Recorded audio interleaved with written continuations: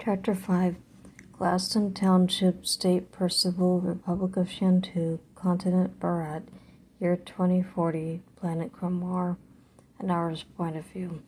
The beautiful and large meadows sprinkled with flowers buzzed with life. Butterflies abounded. Large ancient trees with gnarled limbs covered in new light green moss and leaves swayed overhead, granting precious shade from the glaring sun. Anara, Holly, Jennifer, and Sapphire regarded the sight of the newborns resting on the different heights of stone with some apprehension. They noticed that their brothers Harper, Sherpa, Daryl, and Ambrose weren't too sure about this situation either. When a picnic was suggested earlier in the week, this hadn't been quite what any of them envisioned. However, since it was going to happen, they were more than pleased to be part of it. I shall name the nearest girl. Nora didn't care to check if it was the first of them born. She just went with her gut. I will call her Pepper Periwinkle. The name suited her because she appeared to have a peppery nature and her eyes were a blue color. Soft laughter followed Honora's choice, but no one decried it. The rest followed her example. The 7 more babies earned interesting names: Harlan Birch, Stormy Ashland, Leroy Garrick, Gladiola Jane, Merrick Furr, Abner Moss, and Justin Michael, though they seemed dubious about whether the names would stick or not. Davina named 3 more: Flora Lee, Miles Chain, and Gabrielle Lilac. She yawned as she did so. Joan called out 3 more names: Amaryllis Helen, Giles Owen, James Shane. She glanced at Marcus with a sigh. It's more challenging than I thought it would be. Marcus shrugged. Well, depending on how many are left, the children can do another few names. He tilted his head. 7 left to go. The children glanced at each other and shook their heads. Nah, we've done enough. Joan shrugged. So it is up to us. She looked at Davina, who was quietly resting, or rather me and Marcus. Nora nodded. She wasn't all that anxious to do any more naming. It just didn't feel right. Joan exhaled. You go first, Marcus. I need to think about what other names would be good. Marcus grunted. Daniel Branson, Letitia Gale, Abraham Gordon, Norman Dale. He came up with 4 without problem. Joan frowned slightly and tapped her lips. Lily Eliza, Elias Jessup, and Kimberly Lois. She blinked. That should be 21. I hope someone was recording the names. They jumped when a new voice startled them with a soft sigh. Indeed, they were all officially recorded. It was Hermina Martin. She'd been very quiet indeed when joining them. Anara was feeling much comforted at the sight of her. While she was aloof and aloft, she had a kind heart and was more than willing to listen to Anara and the others when they had concerns. They didn't want to worry their mother about when she'd gone through more difficult times, though now this was extremely difficult sight to go through. Anara wasn't sure she would be able to avoid breaking down. From Mina's point of view, although she'd run interference to prevent nosy individuals from finding Davina's current location, Hermina didn't think her efforts would last long. Therefore, she'd done her level best to join the now extremely large group of adults and children. She'd come upon them just in time to begin recording the names chosen first by the children and then the adults afterward. She couldn't have come up with a better selection of names, really. Well, do you remember how the receiving of blessings occurs? Hermina looked at Joan, and Marcus would come in inquiringly. If they did, she wouldn't interfere. That was one of the reasons why they'd come, since Terabithia and Samuel had chosen to refuse any and all responsibility as guardians for all the children and not just the newborns.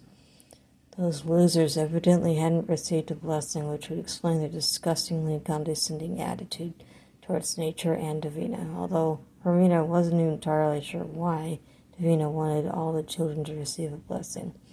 Maybe it would endow with them specific abilities that would give them a boost later in life. No matter the reason, Hermina was willing to do whatever it took to make Davina happy, even while her life force swiftly dwindled away. Hermina sighed. There's not much time left. She watched as Davina's entire body began shaking from lack of energy and blood. That statement and Davina's strange shaking shocked everyone into action. As Hermina told them, really wasn't any more time to waste. They gathered into a circle, the newborns in the middle. The teens surrounding them and the adults began chanting, "Greetings to the deities and the elementals of Kamar.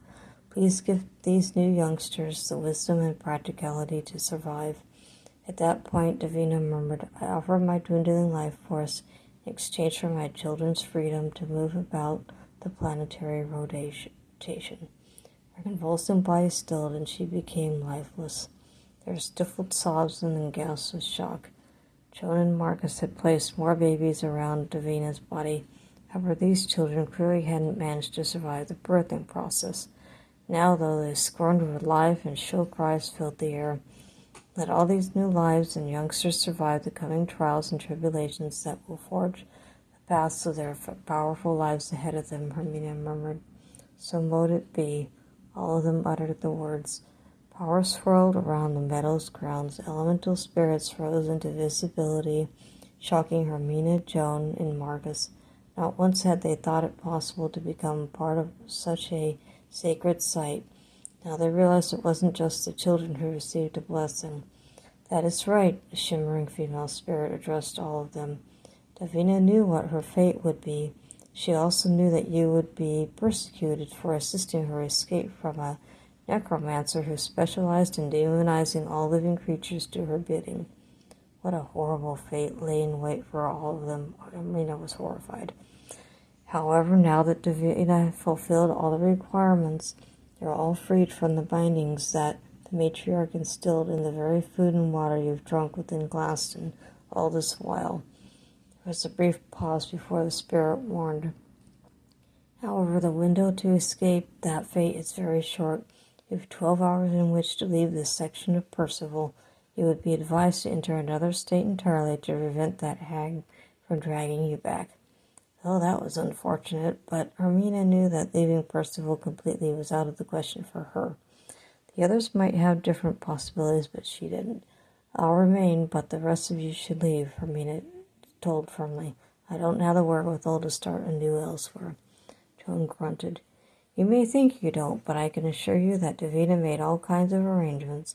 She included something for your future as well." "Huh, well." Hermina would wait and see. Unlike the others who were optimistic, she was somewhat pessimistic despite having seen many miracles right then. The spirit shrugged. "I've delivered the information I was asked to pass on. I'll take my leave of you all. Good luck." The unspoken part was rather obvious. Don't waste the precious gift that Davina bestowed upon them in her last sacrifice. Davina's point of view. Davina drifted away, but she wasn't displeased with how the situation turned out. True, she had regrets, but it wasn't enough for her to long for a second chance at life. Rather, she was encouraged to know that her children, including the 9 that hadn't survived the birthing process, would now be able to have better options with the blessings bestowed upon them. Truly, all she'd wanted to do was ensure that they weren't tied and bound to the land around Glaston. Now that Davina had achieved that goal, she was happier than she had been in a very long time. While drifting, she arrived at a crossroads. Much to her bemusement, she faced someone she hadn't seen in quite a while. "Hello, Sunray," she called out the nickname. Sunray glanced at her and smiled. Unlike how he'd died, Sunray had his original appearance restored. "So, you honored the conditions to maintain the lives of your children safely," he greeted her quietly.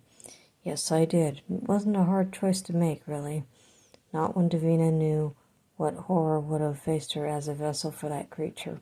I just hoped that they chose wisely. It was something that they could very well refuse to do." Sunray shrugged. "Would you like to watch over them for a bit, see what they decide to do?" Davina was tempted, but she shook her head. "No, I have to let go of them now." She smiled faintly. "They have to make their own choices. If I remain to watch, it might influence them into doing something foolishly stubborn." Sunray nodded. "Very well, then." He looked at the 2 crossroads. One led to a beautiful light and serenity, and the other led to a dark unknown. Each of these paths is for those of us who wish to either reincarnate or rest. Davina smiled wistfully. "I'm certain I don't wish to rest." She knew he'd been waiting very patiently for her. Some faint smile flickered across his face. "No, I have no wish to go wandering about while you are exhausted." He took her hand gently. "So which path will we go down together?" Davina found it was reassuring indeed. The sunlit one, Sunray, escorted her without either of them looking backward and vanished in sparks of light.